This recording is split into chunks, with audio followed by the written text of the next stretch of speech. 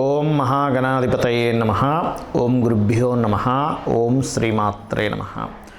పరమేశ్వర స్వరూపమైనటువంటి జ్యోతిష, వాస్తు మరియు ఇతర అనేకమైనటువంటి శాస్త్రములను మనకు అందించినటువంటి మహర్షులకి నమస్కారం. హయగ్రీవ హయగ్రీవ హయగ్రీవేతి యో వదేత్ తస్య నిస్సరతే వాణి జహ్నుకన్యా ప్రవాహవత్. అరుణాం కరుణాతరంగితాక్షీం ధృతపాశాంకుశపుష్పబాణచాపాం అనిమాదిభిరావృతాం మయూకైః అహమిత్యేవ విభావయే భవానీం. శ్రీమాత్రే నమః. ఓం పితృదేవతాభ్యో నమః. మనం ఈరోజు ఫిబ్రవరి మాసంలో 1వ తేదీ నుంచి నెల ఆఖరి వరకు ఉన్నటువంటి గ్రహస్థితి ఏ విధంగా ఉంది, అదేవిధంగా ద్వాదశ లగ్నాల వాళ్ళకి లగ్నం తెలియని వారు రాశి నుంచి చూసుకోండి, ద్వాదశ రాశుల నుంచి కూడా చూసుకోవచ్చు. వీరికి ఏ విషయాల్లో బాగుంది, ఏ విషయాల పట్ల జాగ్రత్త వహించాలి, మరియు అదేవిధంగా మీరు చేయవలసిన దేవతా ఆరాధన ఏమిటి అనేటువంటి విషయాలు మనం ఒక్కొక్క రాశి లేదా ఒక్కొక్క లగ్న పరంగా మనం ఇప్పుడు తెలుసుకుందాం. కుంభలగ్నము, కుంభరాశి. కుంభం వారికి కనుక చూసుకున్నట్లయితే ప్రధానంగా ఇక్కడ మీ యొక్క రాశ్యాధిపతి, మీ రాశినాథుడు ఎవరైతే ఉన్నారో ఇక్కడున్న గ్రహస్థితి చూసుకున్నట్లయితే రాశిలోనే సంచరిస్తున్నాడు. ఈ రాశిలోనే రాశ్యాధిపతి ఉండడం అనేటువంటిది ఈ మాసము మరియు నెక్స్ట్ మంత్ కూడా ఏంటంటే ఈ రవి వచ్చి రాశిలో సంచరించడము, దాని తర్వాత వచ్చే నెలలో కుజుడు వచ్చి సంచరించడం జరుగుతుంది. కాబట్టి ప్రధానంగా మీరు ఇక్కడ మీ తల్లిగారి ఆరోగ్య విషయంలో జాగ్రత్తగా ఉండండి. ఫిబ్రవరి, మార్చి, ఏప్రిల్ ఈ 3 నెలలు కూడా కొంత జాగ్రత్తగా ఉండాలి. అయితే ఇక్కడ కొంతవరకు స్ట్రెస్, కొంత ఘర్షణ వాతావరణం వైపు వెళ్ళడం ఇటువంటివి ఇస్తూ ఉంటాయి. కాబట్టి ఈ ఘర్షణ వాతావరణ విషయాల్లో కొంత జాగ్రత్తగా ఉండండి. మీకు ఫైనాన్స్ అనేటువంటిది ఆన్లైన్ త్రూ కానీ, అంటే ఆన్లైన్ అంటే అందరూ మరి ఈ బెట్టింగ్లు ఈ రకరకాలని అవి కాదండి. ఆన్లైన్ అంటే ఆన్లైన్లో డిజిటల్ మీడియా త్రూగా మీరు ఏదైనా మీ బిజినెస్ని ఇంప్రూవ్ చేసుకోవడం. అలాగే ఇక్కడ వివాహ ప్రయత్నాలు మీకు కూడా సఫలీకృతం అవుతాయి, అందులో ఎటువంటి సందేహం లేదు. కాకపోతే పనులు కొద్దిగా స్లో అవుతుంటాయి అంతే, అంతకుమించి మరొక ఇబ్బంది ఏం కాదు. అలాగే రియల్ ఎస్టేట్ రంగాల్లో ఉన్నటువంటి వారికి కూడా అనుకూల వాతావరణం ఉంది ఇప్పుడున్న గ్రహస్థితి కనుక చూసుకుంటే కుంభం వారికి ప్రధానంగా. మరియు తండ్రి గారి ఆస్తికి సంబంధించినటువంటి విషయంలో కూడా అనుకూలత వాతావరణం అనేటువంటిది ఉంది. కాకపోతే వివాహ ప్రయత్నంలో అనుకూలత ఉందని చెప్పుకున్నాం. కాకపోతే కొంతవరకు ఈ షేర్ మార్కెట్ రిలేటెడ్ విషయాల్లో కొంత స్ట్రెస్ ఉండడము, మరియు ప్రేమించిన వారి మూలంగా వారితో చిన్న ఘర్షణ వాతావరణం ఏర్పడడం మొదటి 2 రోజులు ప్రధానంగా. అంటే ఎవరైనా ఇష్టపడడం వల్ల వాళ్ళతో, అందులో ముఖ్యంగా బంధువర్గం వారితో ఏదైనా చిన్నపాటి ఘర్షణ వాతావరణము, రుణాలు లభించడము. కొంతమంది చూడండి ట్రై చేస్తూ ఉంటాం మనం లోన్స్ కోసం, ఆ యొక్క లోన్స్ మీరు చేసే ప్రయత్నాలు సఫలీకృతం అవ్వడము. అదేవిధంగా కొంచెం ఈ పూర్వీకుల ఆస్తులకు సంబంధించిన విషయంలో, ముఖ్యంగా తాతగారి ఆస్తికి సంబంధించినటువంటి విషయంలో నిర్ణయాలు తీసుకోవాల్సిన పరిస్థితి వస్తే, అంటే అది ఏదైనా అమ్మేయడం కానీ షేరింగ్ చేసుకోవడం కానీ ఇటువంటి విషయాల్లో తొందరపాటు నిర్ణయాలు తీసుకోకండి. అటువంటి నిర్ణయం ఏదైనా తీసుకోవాల్సి వస్తే ఒక్కసారి గణపతిని తలుచుకొని ఆ నిర్ణయం తీసుకోండి. ఇక్కడ ఏంటంటే తొందరపాటులో ఏదో ఒక్కోసారి మనం చూడండి, ఏదో ఆస్తి ఉంటుంది తాతగారిదండి, అక్కడెక్కడో ఉందండి, అది పెద్దగా ఎవరు చూసే నాదుడు లేడు, ఎవడు పండించుకోడు, ఏమీ ఉండదు, అక్కడ అమ్మేద్దాం అనుకుంటున్నాం, తక్కువ రేటుకి అమ్మేస్తాం. ఒక్కోసారి తీరా చూస్తే అది కొన్ని రోజులు పోయిన తర్వాత అయ్యో మనం అప్పట్లో లక్షల్లో అమ్మేసాం, ఇప్పుడు అది కోట్లు అయిందండి, కొంచెం ఓపిక పట్టాల్సింది కదా అనిపిస్తూ ఉంటుంది. కాబట్టి ఇప్పుడు మీరు మీ తాతగారి ఆస్తికి సంబంధించినటువంటి అంశంలో తొందరపాటు నిర్ణయాలు పనికిరావు. అలాగే ఉద్యోగ అవకాశాలు చక్కగా పెరుగుతాయి, అందులో ఎటువంటి సందేహం లేదు.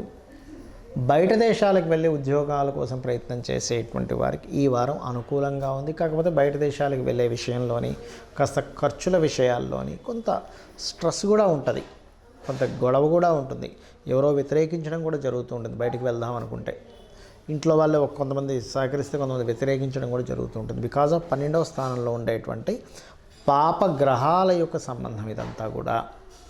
ఇక మీరు చేయవలసినటువంటి దేవతా ఆరాధన ఏమిటి అని చెప్పి చూసుకున్నట్లయితే విష్ణువుని, గణపతిని ఎక్కువగా ఆరాధించండి. అన్ని విధాలా మీకు బాగుండడం జరుగుతుంది. ఇప్పటి వరకు మనం తెలుసుకున్నటువంటి గోచార ఫలితాలు ఏవైతే ఉన్నాయో వీటికంటే కూడా అతి ముఖ్యంగా మీరు తెలుసుకోవాల్సినటువంటిది మీ పర్సనల్ చార్ట్. పర్సనల్గా మీ యొక్క జన్మజాతక చక్రంలో ఏదైతే గ్రహస్థితి ఉందో అది మీకు మెయిన్గా రూల్ చేస్తుంది. మీరు జన్మించినప్పుడు ఉన్నటువంటి గ్రహస్థితి, మీరు ఏ తేదీలో జన్మించారో, ఏ నెల, ఏ సంవత్సరము, ఏ సమయము, ఏ ప్రాంతము, అంటే ఎక్కడ పుట్టారు, ఏ టైంలో పుట్టారు అనేటువంటిది. ముఖ్యంగా ఎక్కడ పుట్టారు, ఏ టైంలో పుట్టారు అనేది లేకపోతే లగ్నం అనేటువంటిది ఐడెంటిఫై అవ్వదు.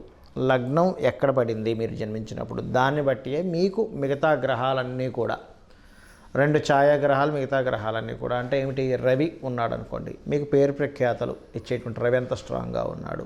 రవి స్ట్రాంగ్గా ఉంటే మీరు రాజకీయాల్లోకి వెళ్ళొచ్చా, మెడికల్ రంగాల్లో వెళ్ళొచ్చా, తండ్రి పరంగా ఎలా ఉంటుంది, ఇవన్నీ చెప్తుంది రవి. అదే చంద్రుడున్న స్థితిని బట్టి మీ మానసిక స్థితి ఏమిటి, కుజుడున్న స్థితిని బట్టి మీకు భూ సంబంధించినటువంటి యోగాలు ఎలా ఉన్నాయి, బుధుడున్న స్థితిని బట్టి మీకు ఉండేటువంటి రిలేషన్స్ కావచ్చు, విద్యా సంబంధించినటువంటి విషయాలు కావచ్చు ఎలా ఉన్నాయి. అదేవిధంగా శుక్రుడిని బట్టి వివాహము, సుఖాలు, భోగాలు, శని భగవానుని బట్టి మీకు ఉండేటువంటి కర్మ, మీ కర్మ ఏమిటి, మీ జన్మజాతకంలో మీ పాస్ట్ లైఫ్లో చేసుకున్న కర్మ ఏ రకంగా మీరు పొందగలుగుతారు అనేటువంటి శని భగవానుడు చెప్తాడు. ఆ రకంగా రాహుకేతువులను బట్టి కాలానికి మోక్షానికి కారకులు. అంటే సమయం ఏదైతే ఉందో, ఈ లగ్నం ఏదైతే ఉందో, ఈ లగ్నం ఎందుకు ఐడెంటిఫై చేసుకోవాలంటే మీరు ఎందుకు, అంటే మీరేమిటనేటువంటిది మీ లగ్నం చెప్తుంది.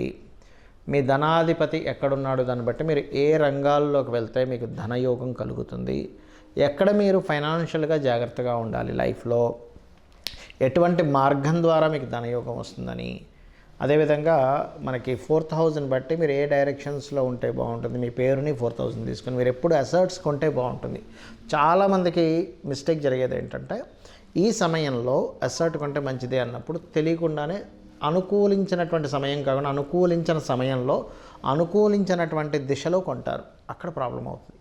అదేవిధంగా సంతానం ఒక మార్గంలో వాళ్ళు సక్రమంగా వెళ్ళలేకపోతున్నప్పుడు వాళ్ళకి ఎటువంటి దేవతా ఆరాధన వాళ్ళకి నేర్పిస్తే బాగుంటుంది, వాళ్ళకి ఏ మంత్రం చెప్తే బాగుంటుంది అనేటువంటివి కూడా చాలా ఉంటాయి. వాళ్ళ హెల్త్ పాయింట్ ఆఫ్ వ్యూ కావచ్చు, వాళ్ళు ఎదగడం కావచ్చు, ఇవన్నీ కూడా. అదేవిధంగా ఇన్వెస్ట్మెంట్స్ కావచ్చు, అబ్రాడ్కి వెళ్ళేటువంటి యోగం కావచ్చు, ఇవన్నీ మీ పర్సనల్ చార్ట్లోనే ఉంటాయి, గుర్తుపెట్టుకోండి. అయితే మీకు సందేహం కలగవచ్చు ఇక్కడ, ఇవన్నీ నా పర్సనల్ చార్ట్లోనే ఉంటే మనం అనేందుకు ఈ గోచార ఫలితాలు చెప్పుకుంటున్నాము అనేటువంటిది.